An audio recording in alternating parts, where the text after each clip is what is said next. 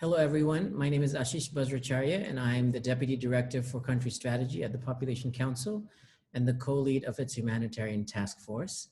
I'll be presenting today on the Council's work on adolescent health and well-being during the COVID-19 pandemic, specifically presenting evidence from our work on global cohort surveys conducted in Asia, Africa, and Latin America. Before I talk about these cohort studies, I'd like to spend just a minute on the Council's humanitarian task force. We convened our humanitarian task force in early 2020, and it has been commissioned to coordinate our global work on COVID-19. Since March of 2020, when the COVID-19 pandemic spread around the globe, our researchers have been producing timely and relevant evidence on the immediate and long-term impacts of the COVID-19 pandemic on vulnerable populations to inform both national and regional as well as global response efforts. Since March of 2020, we've conducted over 20 different research activities in 15 different countries, and we've published over 50 different research publications, including peer-reviewed journal articles, research and policy briefs, evidence reviews, and commentaries. And we encourage you to visit our website to access these resources. We are also very committed to open science, and we've put all of our research protocols, our tools, and instruments, as well as the data themselves on our Dataverse, which is being currently used by over 300 institutions in over 120 countries. We've produced a link here for the Dataverse, and we encourage colleagues to use these resources on the Dataverse as well. In terms of the cohort studies, the main objectives of the cohort studies were to understand the social, economic, education, and health effects of COVID-19 on vulnerable populations globally, in particular focusing on adolescents specifically for this presentation. We conducted repeated structured surveys with participants in the Council's pre-pandemic studies with adolescents aged 10 to 19. All of these studies were conducted remotely over the phone. Most of our studies include both girls and boys, allowing for the understanding of gendered impacts of COVID-19 and other vulnerable groups such as indigenous adolescents, as well as informal settlement dwellers have also been included in these studies. We've conducted multiple rounds in each of these countries, with questionnaires being adapted in subsequent rounds as the pandemic has evolved. We have paid utmost care to the protection of our participants, and all of our protocols received very rigorous ethical reviews, but given the urgency of the pandemic, they also received expedited ethical reviews from our IRB. The first study that we conducted was in the informal settlements in Nairobi with the general population, and that study became the impetus of the multiple rounds that we've conducted elsewhere, including our studies with adolescents. The goal of this work has been to generate data and evidence to guide the post-COVID-19 adolescent and policy agenda globally. We present to you today studies from 4 different countries, Bangladesh, India, Kenya, and Mexico. This table gives you a sense of the locations of our sites, as well as the number of rounds that have been completed, sample sizes, and the primary populations of interest. As you can see, in all but one country, that is Mexico, we've conducted multiple rounds starting in about April until now, and they continue to be conducted. In Bangladesh, we only have a study with adolescent girls, but in the rest of the 3 countries, we have information on both experiences of boys and girls as well. On the far right column, we can see that you can see that we've utilized cohorts from our various different studies, leveraging the funding from these different studies over the course of this year. Although all of these studies are unique to each of these country contexts, and they've been designed with national level expertise with the teams in each of our countries, all studies covered a common set of topics across countries and regions that allowed us to provide some comparative perspectives between countries and regions. These include young people's risk perceptions around knowledge, attitudes, and prevention practices related to COVID-19, as well as the effect of COVID-19 and containment and mitigation measures and gender impacts on various aspects of adolescents' lives, including education, employment and livelihoods, food insecurity, mental health, access to sexual and reproductive health, and sexual and gender-based violence. So I'll present to you in the next set of slides a few highlights from the country studies on each of these topics and provide a sort of a comparative perspective on these issues from different countries. First, we start with perceived risks and knowledge, attitudes, and practices related to COVID-19. The key finding, the overarching finding, was that the knowledge of common symptoms of COVID-19 was generally high across adolescent groups, across surveys and countries. Prevention practices, however, were lower, but showing improvement over time in all of these countries. For instance, in India, young people were seen to be increasingly perceiving over time that they were not at risk from COVID-19 over time. By round 2 of the India survey, over 78% of male and 90% of female respondents reported that they were at no risk from COVID-19. In Mexico, although adolescents generally correctly identified common symptoms as well as most at-risk groups to COVID-19, results on prevention practices were mixed. Mask wearing, for example, showed mixed intentions and low intentions, I should say. Fewer than 5 out of 10 adolescents identified that if they were experiencing symptoms related to COVID, that they would be not inclined to wear a mask. In Bangladesh, prevention practices such as wearing a mask and hand washing generally showed improvement between the first and second rounds of the survey, with some drop off between rounds 2 and 3. Education was another important aspect that we looked at in these studies, in all of the studies, and we found that disruptions to education were evident across surveys and countries, particularly with prolonged school closures. Much of the learning since then has moved to the home following digital and other means of teaching. But adolescents have generally reported challenges for accessing materials and perceived significant risks of dropout after the cohorts, after the lockdowns end.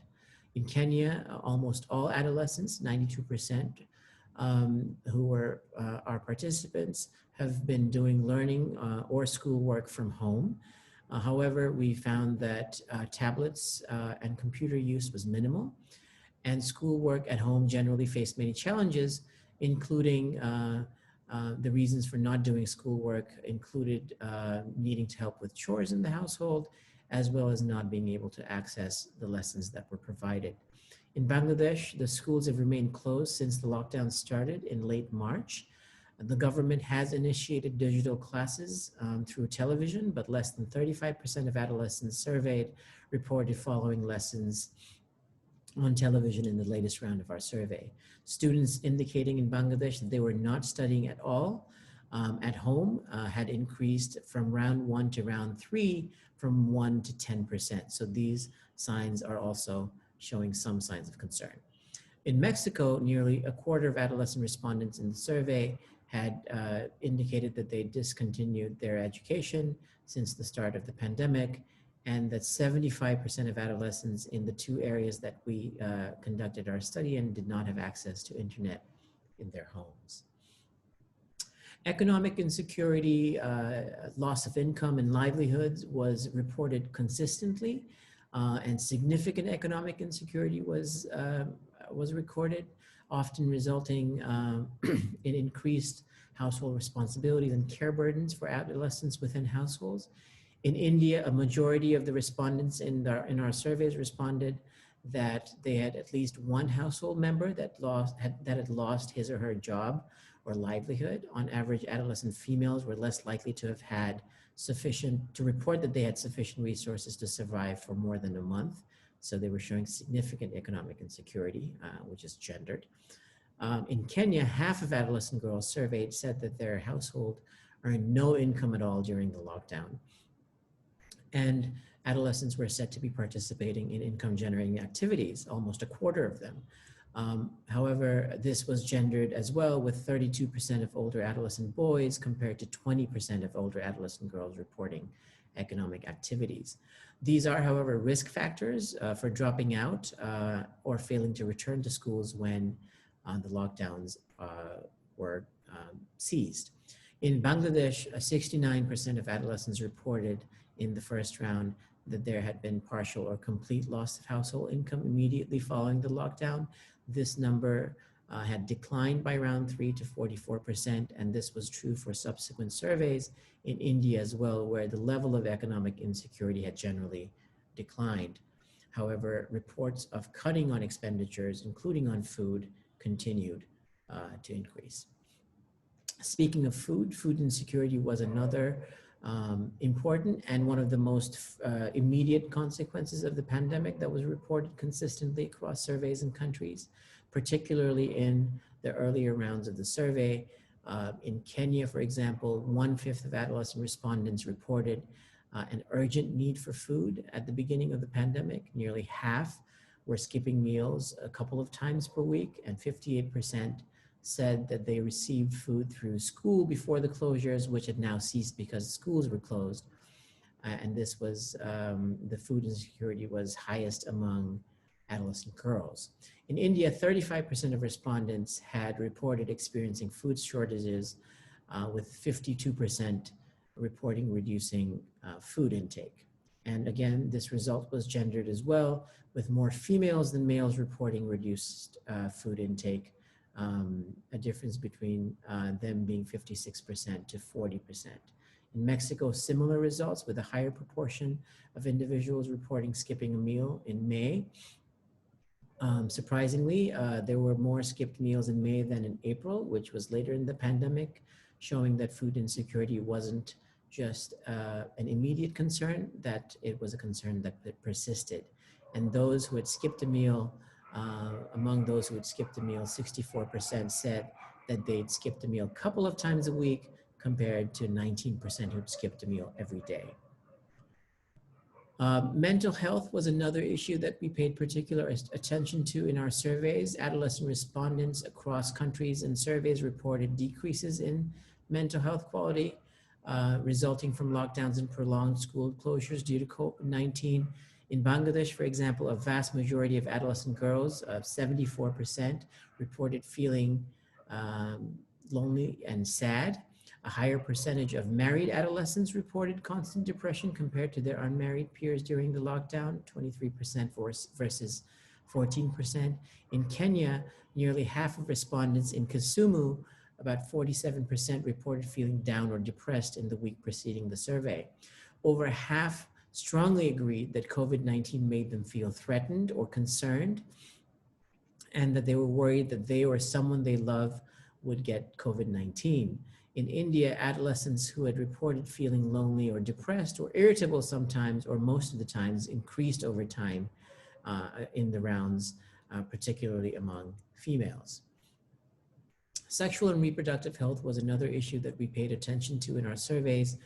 There is limited evidence available on the effect of COVID-19 on sexual and reproductive health of adolescents. Service disruptions are likely to have exacerbated unmet need for SRH and FP services and information among young people globally. In Kenya, despite risks factors of school closures and economic stress, we did not find significant evidence that COVID-19 was associated with higher levels of adolescent pregnancy. There was less than a 1% rate of pregnancy in the sample. Nearly half of adolescent girls in the study, however, reported difficulty in accessing menstrual hygiene management products, for example, at the beginning of the pandemic. In Bangladesh, older out-of-school girls were seen to be at significantly higher risk of child marriage. Nearly 25% of respondents reported that child marriages in their communities were common since the COVID-19 started in round 3. However, none of the respondents in the survey across rounds reported seeking SRH or mental health or gender-based violence services. And none of the, and a very small percentage of adolescents reported that they themselves had gotten married. The final issue that we looked at carefully was on gender-based violence. Survey findings showed increased incidence of violence against adolescent girls in particular, following prolonged lockdown measures. In Bangladesh, on average, girls faced increased violence at home and in their neighborhoods during the pandemic. Married adolescents were also seen to be more vulnerable to violence compared to their unmarried counterparts, indicating that there's a significant amount of intimate partner violence.